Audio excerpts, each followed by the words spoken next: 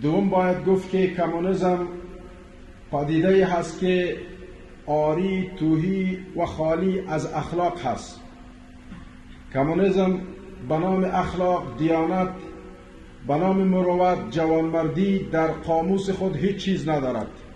در کمونیسم کافی است که همه قدر بدانیم که در کمونیسم اخلاق نیست. و پدیده نشنالیسم اولین بانی و کسی که نشنالیسم و قوم پرستی را مروج ساخت ابلیس هست. بعد از ابلیس شیاطین انسی که نماینده های زمینی ابلیس هست و ابلیس را کارش بسیار راحت و آسان ساخته. او در رأسش انگلیس بودد، پیر استعمار.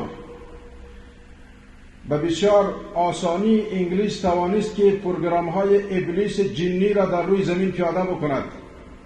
با شعار فرق تسود و فرق تسود، تفرقه بیندازن حکومت بکنن. این شعار ابلیسی و شعار انگلیسی هست.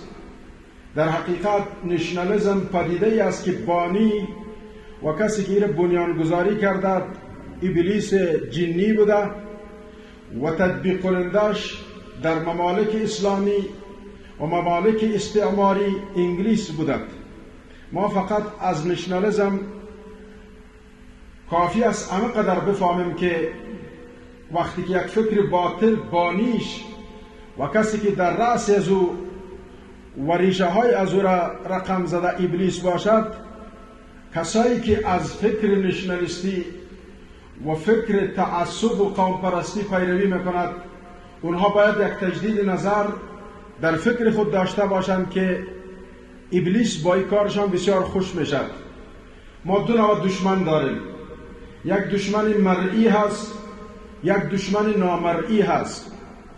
دشمن مرئی وقتی که انسان در مقابلش قرار میگیرد، هم وسایل و ابزار جنگیش ملموس است و محسوس هست و هم ابزار و وسایلی که به خاطر قلع و قم کردن و از بین بردن طرف مقابل استفاده میکند و برای جلوگیری از او تدابیر لازم گرفتن آسان هست. دشمنی که غیر مرئی هست و یا نامرئی هست، او عبارت از ابلیس و نفس اماره بالسو هست. ابلیس با گذشت اعصار و زمان صلاحهای خود را نظر به زمان و مکان، نظر به ظروف و شرایط تغییر میدن.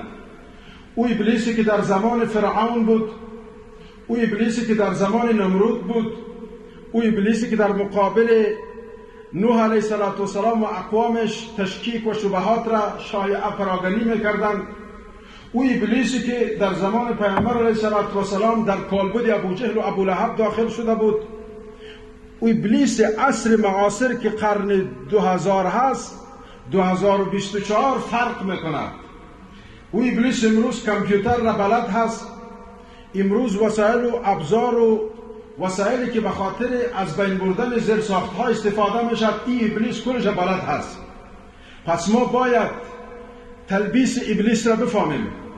ابن قیم جوزی رحمت الله علیه کتاب را به نام تلبیس ابلیس نوشته و این دشمن نامرئی را به معرفی میگیرد.